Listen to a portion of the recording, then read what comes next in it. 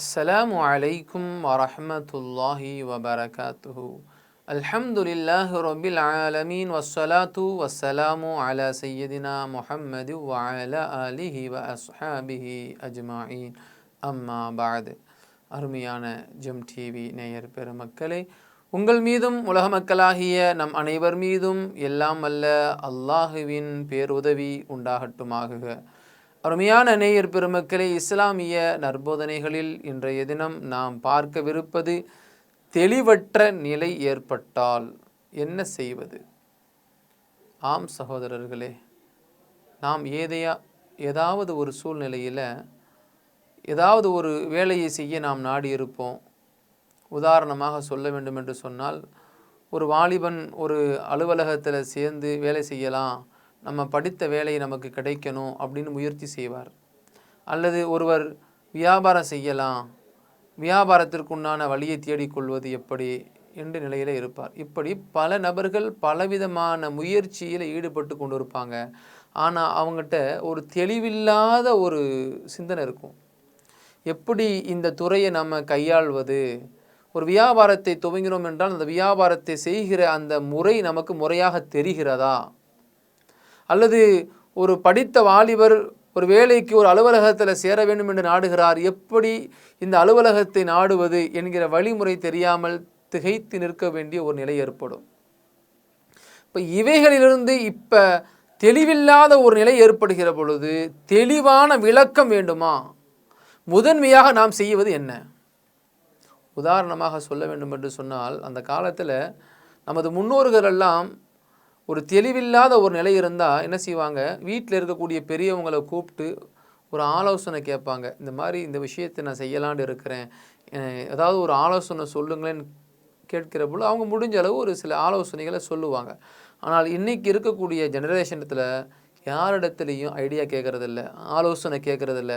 எடுத்தேன் கவுத்தேன் அப்படின்னு சொல்லி வேலையை செய்கிறது, கடைசியில் நஷ்டமாகி கடன்பட்டு பிரச்சனைக்குள்ளானவனாக மாறிவிடுவது. அப்போது நம்மிடத்தில் இருக்கக்கூடிய பெரியவர்களிடத்தில் ஆலோசனை செய்யணும். அல்லது அது சம்பந்தப்பட்ட வேலை, அது சம்பந்தப்பட்ட அறிவு இருக்கக்கூடியவர்களிடத்தில் பேசி அதற்குண்டான விடையை கேட்டுட்டு நம்ம அந்த முயற்சி செய்தோம் என்றால் அதற்குண்டான நம்ம பலனை அடைய முடியும். இருந்தாலும் பலவிதமான முறைகளில் ஆலோசனை செய்தும் கூட இந்த விஷயத்தில் நமக்கு தீர்வே கிடைக்கல. இதுக்கு என்ன தான் செய்கிறது? யாரிடத்தில் ஃபைனலாக முடிவெடுவது?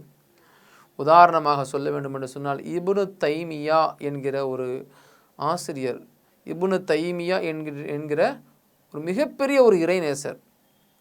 அவர் மிகப்பெரிய ஒரு கல்வியாற்றலை பெற்ற ஒரு மனிதர். அவரிடத்தில் ஏதேனும் ஒரு சந்தேகம் என்று சொன்னால் ஊர் மக்கள் எல்லாம் அவரை நாடி செல்வார்கள்.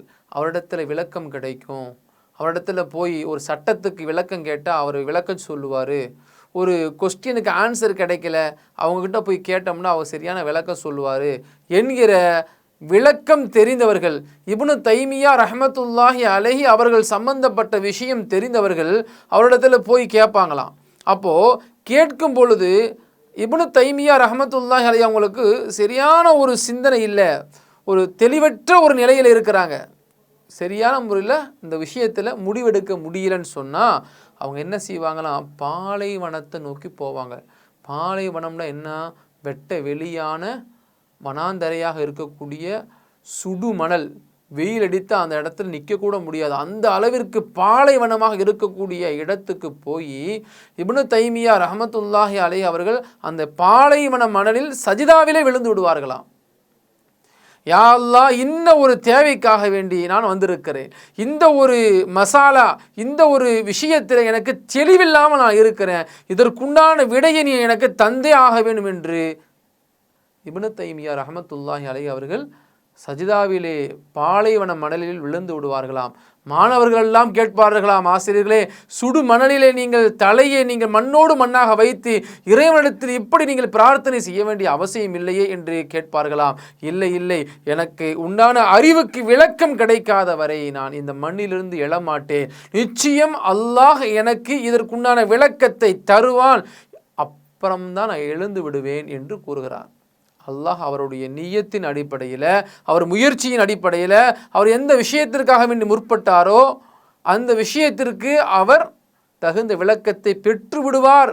பெற்றுத்தான் அவர் அந்த மணலிலிருந்து எழுவாராம். அந்த அளவிற்கு அவர் விளக்கத்தை பெறுவார். அருமையான சகோதரர்களை, நாம் யோசிக்கணும். இன்றைக்கு நம்மிடத்தில் இன்றைய காலத்தில் வாழ்ந்து கொண்டிருக்கக்கூடிய எத்தனையோ கல்விமான்களை பார்க்கிறோம், அறிஞர்களை பார்க்கிறோம், ஆராய்ச்சி செய்யக்கூடியவர்களை பார்க்கிறோம், தேர்வுக்காக வேண்டி தயாராகி கொண்டிருக்கக்கூடிய மாணவர்களை பார்க்கிறோம். இப்படி ஒவ்வொரு முயற்சியிலேயும் செய்து கொண்டிருக்கக்கூடிய ஒவ்வொரு நபர்களையும் பார்க்கிறோம். திக்கு முக்காடி அவர்கள் என்ன செய்வதென்று தெரியாமல் விழித்து கொண்டிருக்கக்கூடிய ஒரு நிலை ஏற்படுகிறது. நாம் யாரிடத்திலே ஆலோசனை கேட்டாலும் படைத்த இறைவனிடத்தில் ஒரு முறையாவது நம்மை நாம் ஒப்படைக்க வேண்டும் அல்லவா? இந்த விஷயத்திற்காக வேண்டி நான் முற்பட்டு கொண்டிருக்கிறேன் இறைவா, எனக்கு விடை தெரியல, எனக்கு நீதான் விடை தர வேண்டும் என்று அல்லாஹ்விடத்திலே நம்மை நாம் ஒப்படைத்து விட்டோம் என்றால் அந்த அல்லாஹ் நம்முடைய கோரிக்கையை புரிந்து கொண்டு என்னுடைய அடியான் இந்த தேவைக்காக வேண்டி என்னிடத்திலே கையேந்தி இருக்கிறான், அவனுக்கு ஏதேனும் உதவி செய்ய வேண்டும் என்று அவன் இறங்கி வந்து அந்த அடியானுக்கு உதவி செய்வதாக கூறப்படுகிறது. அருமையான பெருமக்களே, இப்னு தைமியா ரஹமத்துல்லாஹி அலைஹி அன்னவர்கள் ஒரு சட்டத்திலே விளக்கம் கிடைக்கவில்லையா, சஜிதாவில் விழுந்து அவர்கள் மண்ணறையிலே அந்த சஜிதாவில் விழுந்து அந்த சுடு மண்ணிலே அவர்கள் தன் முகத்தை வைத்தவராய் எழுகிற சமயத்திலே அல்லாஹ் அதற்குண்டான விளக்கத்தை கொடுத்து விடுவானாம். ஆகையினால் இனி வரும் காலங்கள் தேர்வு நடக்கக்கூடிய ஒரு காலமாக இருக்கிறது. 10th +2 மற்ற பரீட்சைகள் நடக்கக்கூடிய ஒரு காலத்திலே நம்மளாம் இருந்து கொண்டிருக்கிறோம். ஒவ்வொரு மாணவர்களும் படிப்பின் விஷயத்திலே முயற்சி செய்யுங்கள்.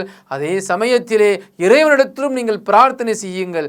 எந்த நோக்கத்திற்காக நீங்கள் பரீட்சையை எழுத இருக்கிறீர்களோ அதிலே சரியான ஒரு விடை கிடைக்க வேண்டும், சரியான வெற்றி கிடைக்க வேண்டும் என்றால் உங்களின் முயற்சியும் தேவை, அதே சமயத்தில் இறைவனின் உதவியும் தேவை.